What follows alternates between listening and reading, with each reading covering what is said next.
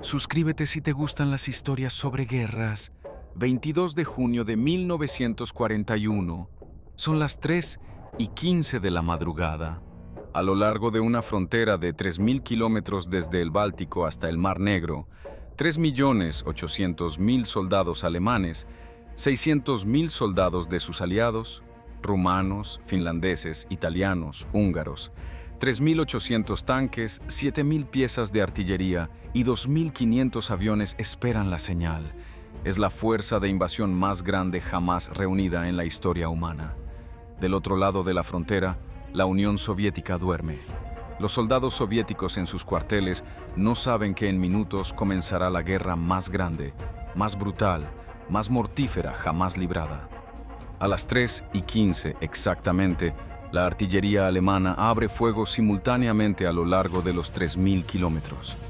Millones de proyectiles caen sobre las posiciones soviéticas.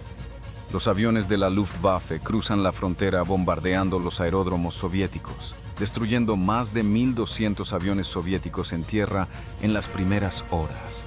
Nadie puede despegar. Los tanques alemanes organizados en 4 grupos Panzer masivos atraviesan la frontera.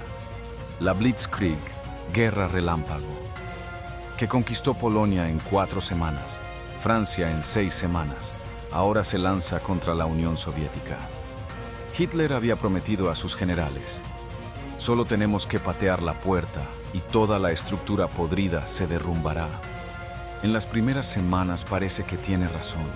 Los ejércitos soviéticos son cercados y destruidos por cientos de miles. Las ciudades caen una tras otra. Minsk cae en 9 días. Smolensk en 2 meses. Leningrado es asediado en septiembre. Kiev capturado con 600.000 prisioneros soviéticos. Para octubre, los alemanes están a 100 kilómetros de Moscú. Pueden ver las torres del Kremlin con binoculares. Parece que la Unión Soviética está al borde del colapso total. Pero la Unión Soviética no colapsa. El invierno llega temprano y brutal. Los alemanes, equipados para campaña de verano, se congelan en uniformes de verano. Los tanques no arrancan. El combustible se congela. Los soldados mueren de hipotermia en las trincheras. Los soviéticos lanzan contraofensiva masiva en diciembre con tropas siberianas frescas equipadas para invierno. Los alemanes son empujados hacia atrás por primera vez. La Blitzkrieg ha fallado. La guerra será larga, brutal, total. Para cuando termine, en 1945, el Frente Oriental habrá matado a 27 millones de soviéticos, soldados y civiles, 4 millones de alemanes, destruido ciudades enteras y decidido el resultado de la Segunda Guerra Mundial. Esta es la historia completa de la Operación Barbarroja. ¿Por qué Hitler invadió? ¿Cómo los alemanes casi ganaron? ¿Por qué fallaron? ¿Y cómo ese fracaso condenó a Alemania? Porque Barbarroja no fue solo una batalla. Fue el momento donde el Tercer Reich firmó su propia sentencia de muerte. Antes de entender Barbarroja, debemos entender por qué Hitler decidió invadir la Unión Soviética en junio de 1941, cuando Alemania ya estaba en guerra contra Gran Bretaña y la invasión de Inglaterra, Operación León Marino, había sido pospuesta indefinidamente. Las razones eran múltiples y entrelazadas: ideológicas, estratégicas, económicas. Ideológicamente, Hitler había declarado en Mein Kampf desde 1925 que el destino de Alemania era conquistar el Lebensraum, espacio vital, en el este a expensas de los eslavos y el judeo-bolchevismo, que Hitler consideraba enemigo existencial racial e ideológico. La destrucción de la Unión Soviética era objetivo central del nazismo desde el principio. Estratégicamente, Hitler argumentaba que mientras la Unión Soviética existiera, Gran Bretaña mantendría esperanza de aliado continental eventual. Rechazaría negociar paz.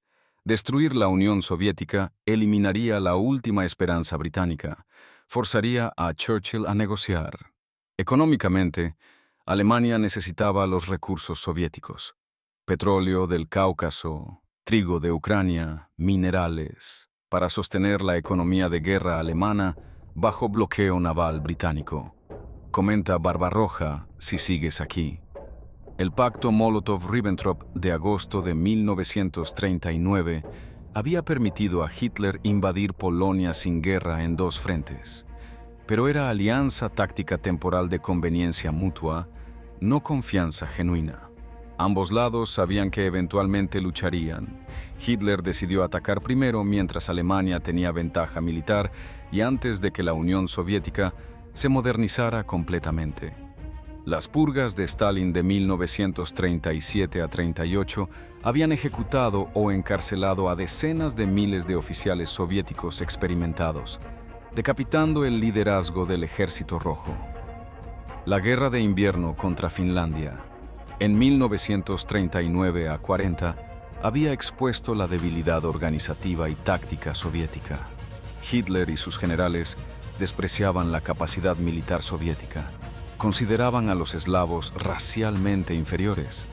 Predijeron victoria en 8 a 10 semanas máximo. La planificación de Barbarroja comenzó en diciembre de 1940. El plan: invasión en 3 ejes. El grupo de ejércitos norte bajo el mariscal von Leeb avanzaría desde Prusia Oriental hacia Leningrado y los estados bálticos.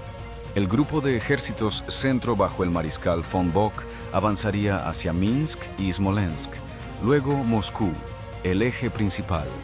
El grupo de ejércitos sur bajo el mariscal von Rundstedt avanzaría hacia Kiev, Ucrania y eventualmente el Cáucaso.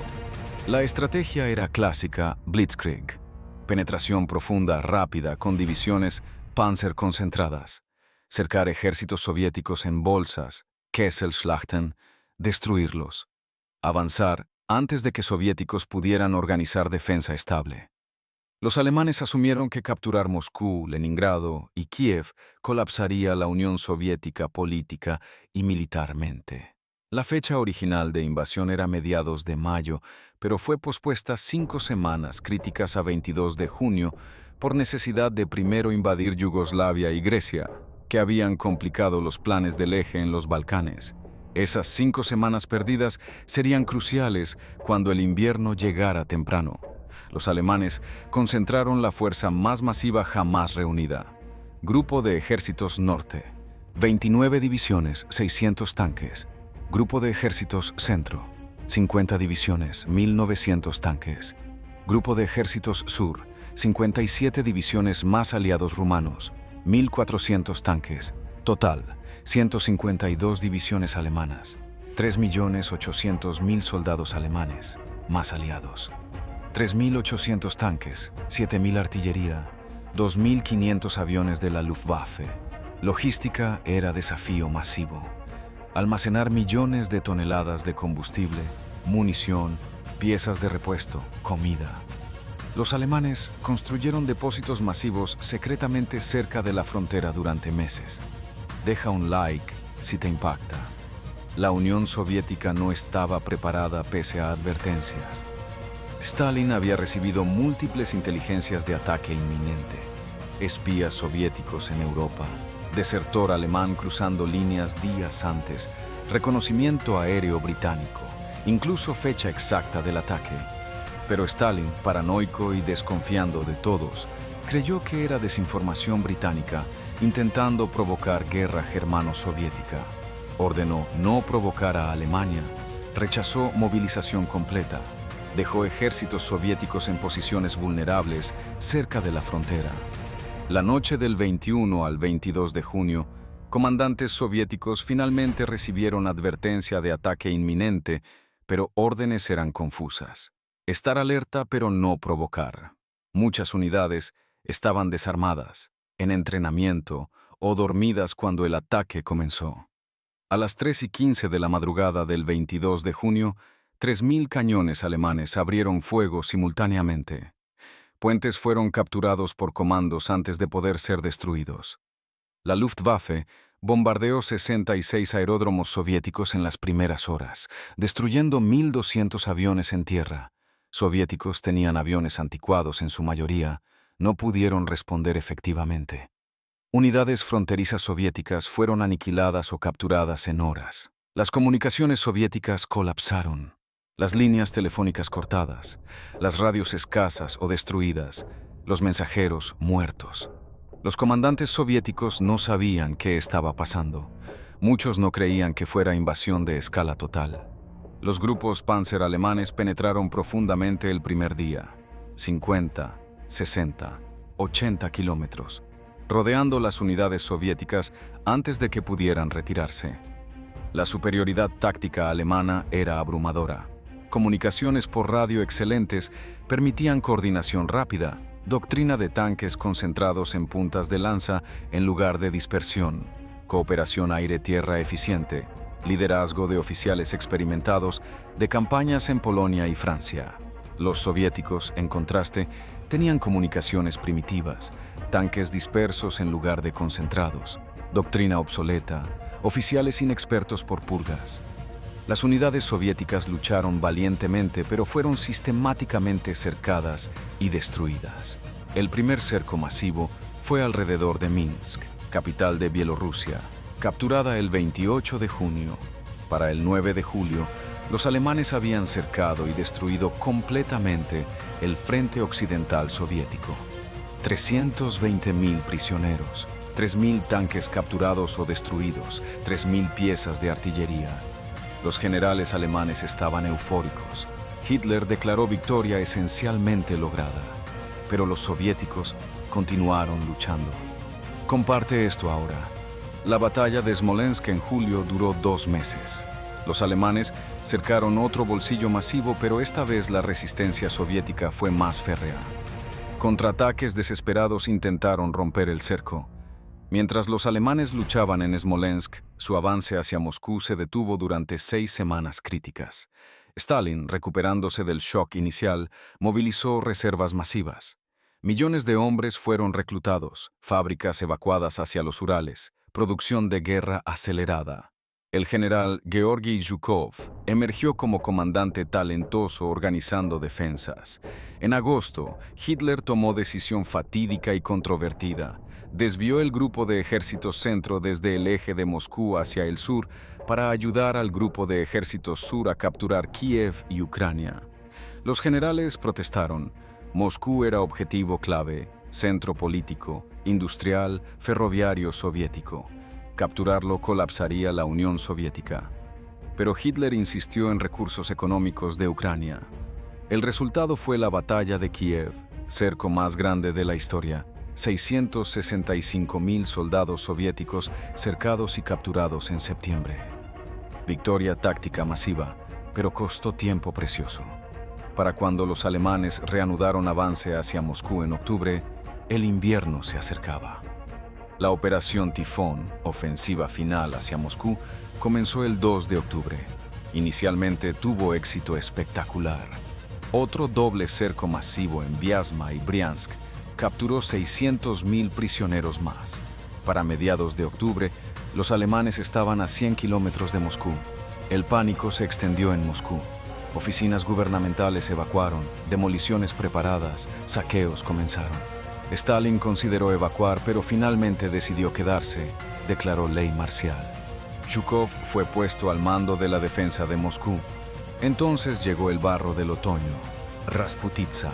Las lluvias de octubre transformaron las carreteras rusas sin pavimentar en ríos de barro.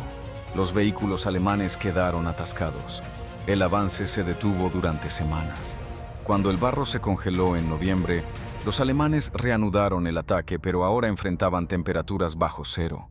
Los soldados alemanes todavía llevaban uniformes de verano porque Hitler había predicho victoria antes del invierno. No había provisto ropa de invierno. Los tanques no arrancaban por aceite congelado. El combustible se gelatinizaba. Las armas se atascaban. Los soldados alemanes morían de hipotermia. Las temperaturas cayeron a menos 30, menos 40 grados Celsius. Para el 5 de diciembre, la ofensiva alemana estaba exhausta a solo 20 kilómetros del Kremlin.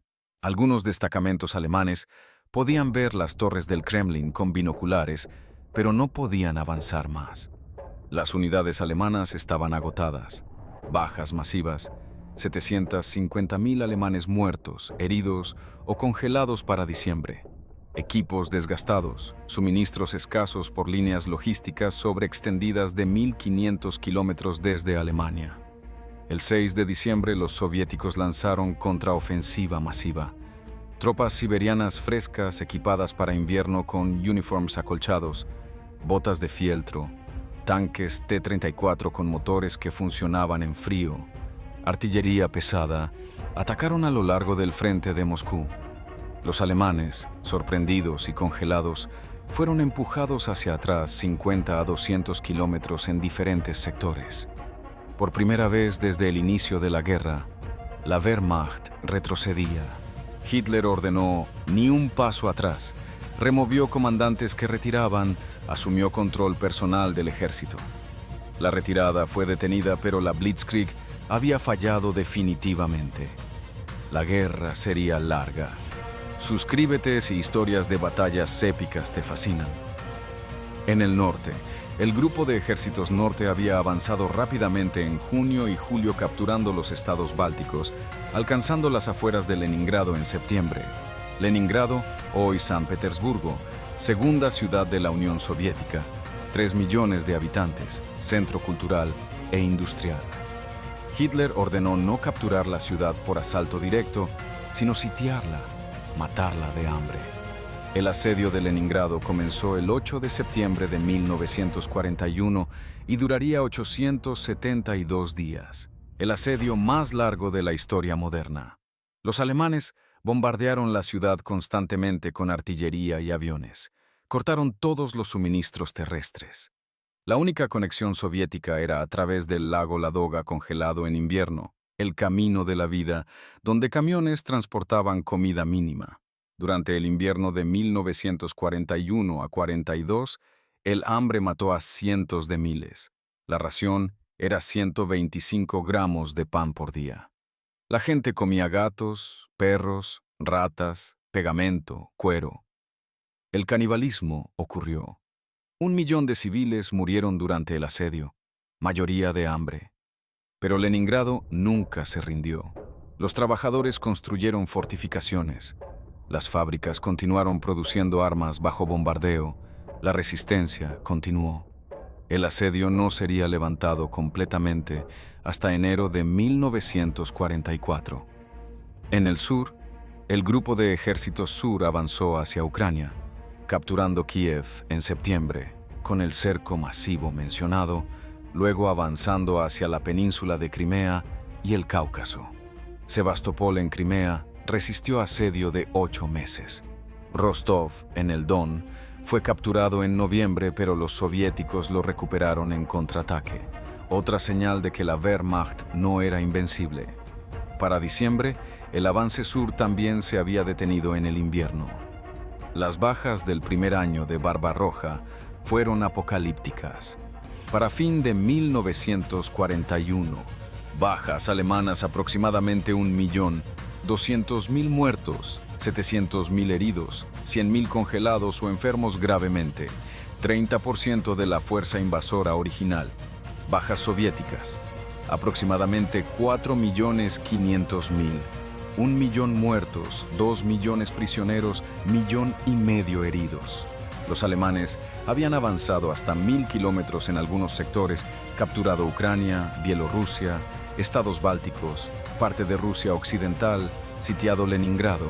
Pero la Unión Soviética no se había rendido. La producción industrial soviética, evacuada a los Urales fuera del alcance alemán, producía tanques T-34, aviones, artillería en cantidades masivas. Los soviéticos movilizaron más de 20 millones de soldados durante la guerra. Los alemanes no tenían recursos humanos para igualar eso. La vida en el frente oriental era infierno único diferente de cualquier otro teatro de guerra. Las distancias eran incomprensibles. 1.500 kilómetros desde la frontera original hasta Moscú, vastas extensiones de bosques, pantanos, estepas, donde ejércitos podían perderse.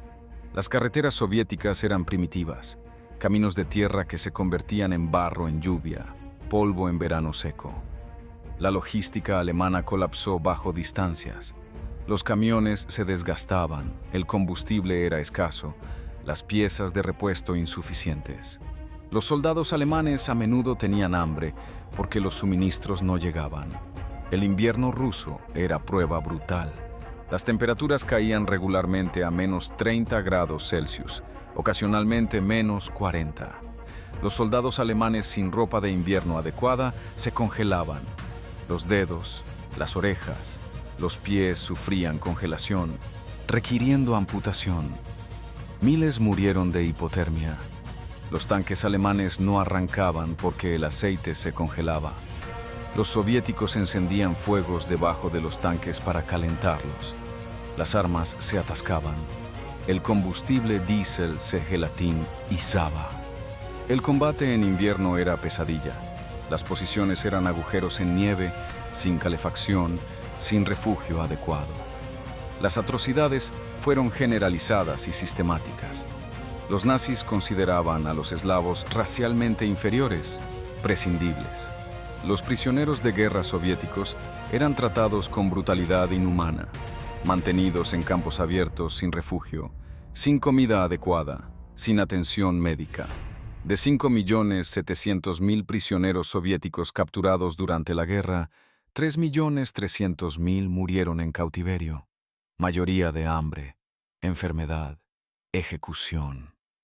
Las SS Einsatzgruppen, escuadrones de muerte, seguían al ejército ejecutando masivamente a judíos, comisarios políticos, intelectuales. Más de 1 millón de judíos soviéticos fueron ejecutados en fosas masivas en 1941 y 42. Pueblos enteros fueron quemados con habitantes dentro como represalia por actividad partisana.